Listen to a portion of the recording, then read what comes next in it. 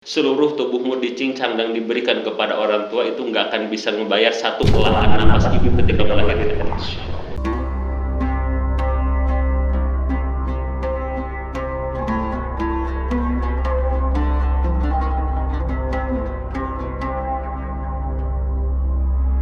Bismillahirrahmanirrahim. Assalamualaikum warahmatullahi wabarakatuh. Waalaikumsalam. Alhamdulillahirrahmanirrahim. Sobat Filas lain, apa kabarnya? Harapannya semoga semuanya sehat-sehat, semuanya yang lagi sakit semoga lekas diberikan kesehatan oleh Allah Subhanahu wa taala. Kembali lagi bertemu bersama saya Wahid Ikhwan dalam acara Tanya Ustadz. Jawab dong, Ustadz siapa gitu. Siapa nanti? Ustadz Safria.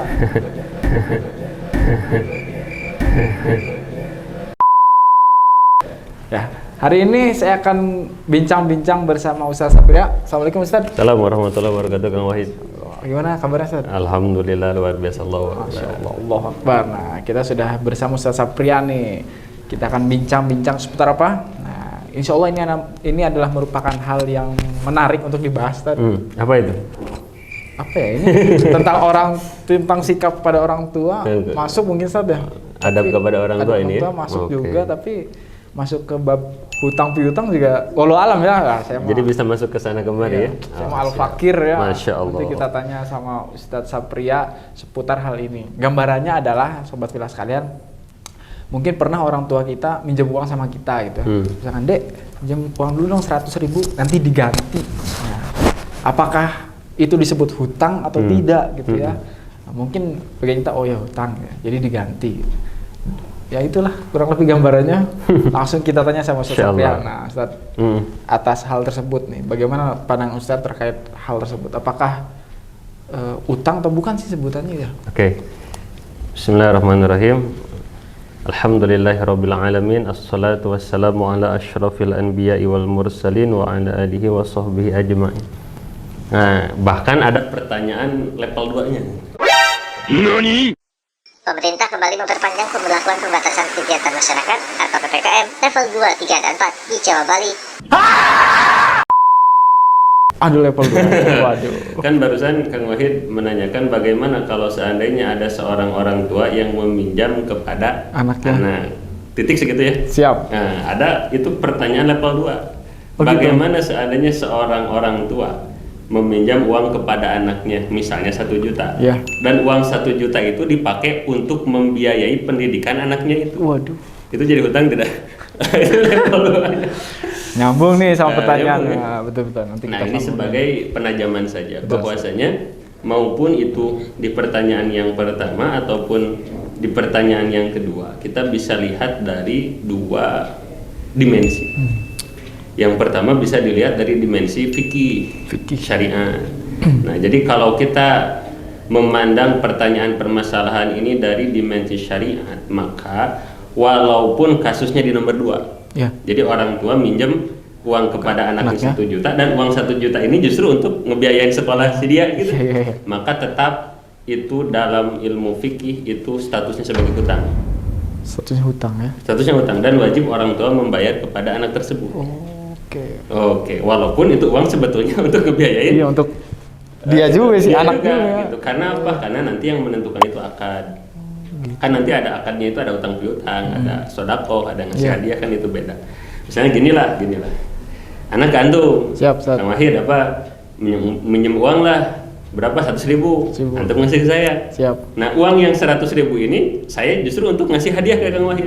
Untuk nraktir mungkin ya, bisa jadi. Enggak nraktir, ngasih uang. Ngasih aja. Oh gitu bisa. Jadi saya Kang Wahid pinjam uang lah 100.000, ngasih ke 100.000. Udah ada di tangan saya. Kang Wahid ini ngasih hadiah buat Kang Wahid 100.000. Pertanyaan saya, uangnya kan itu aja ya? Iya. Dari Kang Wahid kembali ke Kang Wahid. Betul. Tapi saya punya utang nggak ke Kang Wahid? Kayaknya punya deh. Bukan kayaknya lagi, pasti punya hutang. Pasti punya hutang. Kenapa? Akad yang pertama saya minjem ke Kang Wahid. Akad yang kedua ngasih hadiah, ya? Bukan bayar utang. Nah, makanya kalau misalnya lihat dalam bab ilmu fikih ya saklek seperti itu. Walaupun kasusnya itu orang tua yang minjem ke anak, padahal untuk ngebiayain anak, atau misalnya kasusnya seperti saya pinjam ke antum dan itu uang 100.000 untuk ngasih hadiah ke antum, tetap itu statusnya adalah hutang. Dan yang namanya utang itu tetap wajib dibayar. Mau dari orang tua kepada anaknya, mau dari guru kepada muridnya, mau dari kiai ke santrinya, tetap kalau yang namanya meminjam itu hukumnya adalah hutang. Itu kalau kita lihat dari dimensi fikih. Atau atasan ke bawahannya, istri ke suami, suami ke istri, gitu. Jadi tetapnya hukum nama hutang dan itu wajib dilunasi. Itu yang pertama. Nah, paling nanti ada dimensi yang kedua. Nah, apa tuh Ustaz? Nah, dimensi yang kedua adalah bab ilmu akhlak atau bab ilmu adab. Karena nanti kalau kita dalam berislam itu nggak cukup dengan ilmu syariat saja, nggak cukup dengan ilmu fikih saja. Karena nanti kita selaku orang muslim itu wajib kita berislam itu satu dengan fikihnya, dengan tauhidnya, dan dengan akhlaknya. Oh, baik. Jadi bahaya juga tuh kalau anak saklek kepada orang tua hanya pakai ilmu fikih aja dan nggak pakai adab. Betul bisa Ustaz. hilang barokah. Mungkin dari segi fikihnya sesuai syariat, tapi dari segi adabnya nggak ada. Betul. Mirip kita sholat pakai sarungan aja, yang penting nutup pusar sampai lutut, sah nggak? Dari pusar sampai lutut, nutup itu aja. Kalau dalam ilmu betul, sah ya. Tapi kalau dalam bab ilmu adab nggak sopan. Masa ya? Kita ke calon mertua aja pakai dasi, pakai jasnya. Masa ke Allah yang nyiptain mertua pakai sarungan aja. Tapi sekali lagi itu dalam bab ilmu fikih no problem, nggak jadi masalah gitu. Tapi sekali lagi kita nggak boleh memandang sesuatu itu hanya dari bab ilmu fikih saja. Kita harus memiliki pemikiran yang komprehensif gitu, menyeluruh gitu ya. Di antaranya yakni dengan bab ilmu adab, bab ilmu hikmah. Nah, kenapa saya menyampaikan seperti ini? Ini juga berdasar. Contoh aja, ana nanya ke antum, apa hukumnya kencing di masjid? Hukumnya kencing di masjid. Kalau lihat dari bab hukum fikih ya, wajib, sunnah, mubah, makruh, haram kencing di masjid. Di masjid di tempat kita haram kan? Dari bab apa? Ilmu fikih. Pertanyaan saya, ketika Rasulullah dan para sahabat di masjid, ada orang Baduy kencing di masjid. Mungkin ini masyhur. Oleh Rasul langsung dimarahi enggak? Apakah itu membuktikan bahwa Rasul tidak tahu hukum? Enggak. Apakah itu Rasul memperbolehkan orang Baduy kencing di sana? Enggak juga. Karena Rasul memahami ada ilmu fikih, ilmu adab. Betul. Nah, gitu. Jadi ketika kita ke orang tua pun dari segi ilmu fikih seperti itu. Statusnya adalah hutang. Cuman kita akan mengambil dari bab yang kedua, yakni ilmu adab. Nah, Rasulullah SAW pernah ditanya suatu saat ada orang, wahai Rasulullah, saya punya harta, saya punya anak, dan suatu saat orang tua saya mau butuh kepada uang saya. Gimana kata Rasul teh?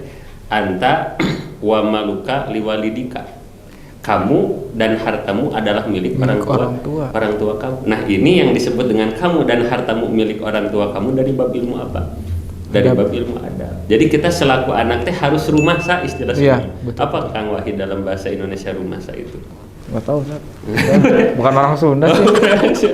Jadi kita harus rumasa, harus merasa bahwa diri kita bisa seperti ini adalah jasa dari orang tua. Nah, kalau seandainya kita orang tua butuh duit aja, emak ini butuh buat makan minjem 200.000, buku kita tadi hitung kayak debt collector. Iya, betul.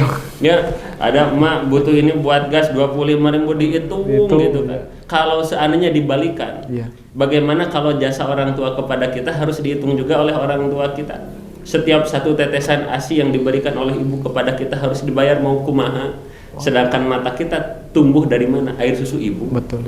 Kita bisa makan itu hasil keringat orang tua. Nah, harus dihitung dari mulai kita di perut ibu sampai sekarang harus dihitung per detik dibayar. Itu mau gimana? Harusnya kan mikirnya ke sana ya. Betul tidak? Bahkan dulu nih, saya ketika ngaji sama guru saya, kalau guru saya udah ngajar bab adab galak luar biasa kepada saya. Sampai disebut seperti ini, seandainya gitu kan, seluruh tubuhmu dicincang dan diberikan kepada orang tua, itu nggak akan bisa membayar satu elaan napas ibu ketika melahirkan. Masya Allah. Tubuh kita dicincang-cincang, gitu. Kalau dari bab ilmu adab mah, wah gitu, jangankan ibu minjam harta kita, mau diri kita dipinjam 24 jam sama ibu, kita harus ridho ngasih. Kenapa? Kita harus paham bahwa di antara sumber keberkahan kebahagiaan seorang anak ada di ibunya. Jadi kalau kita lihat dari dimensi ilmu adab, ketika ada ibu atau bapak minjem uang ke kita, pertanyaannya, kenapa ini ibu sama bapak kok bisa sampai minjem ke kita? Betul. Kok kenapa kita teh nggak peka gitu? Apalagi kalau ibu dan bapak minjem ke kitanya teh buat beli beras. Bener tak? Nangis kameramen. Bagaimana kalau ibu dan bapak ke kita teh minjemnya untuk beli HP dan HP-nya buat ngehubungin kita juga? Iya, gitu. betul, betul, Masya Allah. Sejauh itukah keras hati kita nggak bisa ngeraba hati orang tua? Kadang kita dulu gitu kan, punten lagi SMA lagi kuliah kenal sama akhwat kenal sama ikhwan, baru 2 bulan 3 bulan berkenalan sudah tahu makanan kesukaan. Wadaw. Minuman kesukaan, bener nggak? Makes mikes kan dulu. Makes. Makanan kesukaan, minuman kesukaan, nomor sepatu, warna yang disukai ke orang yang baru kenal 2 bulan. Iya. Yang nggak puguh, belum tentu jasa dia kepada kita. Betul. Adik kita kepada orang tua yang sudah 25 tahun ngurus kita. Beliau rela kita kencingi, kita basahi, kita baui, wah dan lain sebagainya. Ditanya makanan kesukaan ibu apa, nggak tahu. Penyakit ibu sekarang apa, nggak tahu. Sampai ibu butuh beras aja harus minjem dulu ke kita, gara-gara kita nggak tahu kebutuhan ibu. Betul. Mau di mana posisi kita nanti di akhirat di hadapan Allah. Masya Allah. Nah, jadi kalau sudah di bab tadi mungkin di dalam bab ilmu fikih, wah lumayan nih ditagih nih orang tua. Kalau sudah bab ilmu adab udah merumput lagi. Nah, jadi intinya mah apa? Kita selaku, kalau kita di posisi orang tua, ketika kita minjam ke anak tetap berarti ini adalah utang. Tapi kalau kita yang di posisi anak, kalau kita di posisi jangankan harta kita, diri kita saja kita berikan kepada orang tua. Pertanyaannya, kenapa Nabi Ismail sangat dimuliakan oleh Allah Subhanahu wa taala? Di antaranya karena baktinya yang luar biasa kepada orang tuanya, kepada Nabi Ibrahim. Jangankan hartanya, jangankan rumahnya, jangankan pekerjaannya, lehernya Nabi Ismail diberikan kepada orang tuanya. Kita, jangankan lehernya, jangankan rumahnya, jangankan waktunya, orang tua nge-WhatsApp dibalasnya besok. Wah, jauh gitu kan. Kacau. Makanya teman-teman rahimakumullah, sebetulnya dari pertanyaan ini melahirkan beberapa pelajaran untuk kita gitu kan. Satu dari bab ilmu fikihnya, 2 dari bab ilmu adabnya. Nah, semoga ketika ada orang tua yang berhutang kepada kita, kita bukan hanya fokus bagaimana hukum hutang orang tua itu, tapi yang harus menjadi fokus kenapa orang tua kok sampai minjem ke kita. Berarti menunjukkan apa? Kita nggak peka, nggak tahu kebutuhan orang tua. Betul. Harusnya orang tua itu kita bantu sebelum beliau minta tolong kepada kita. Harusnya gitu. Kita peka. Wah, si mama butuh apa? Lihat beras kosong, beliin beras. Lihat gas mau ke merah, beliin. Token listrik, tit.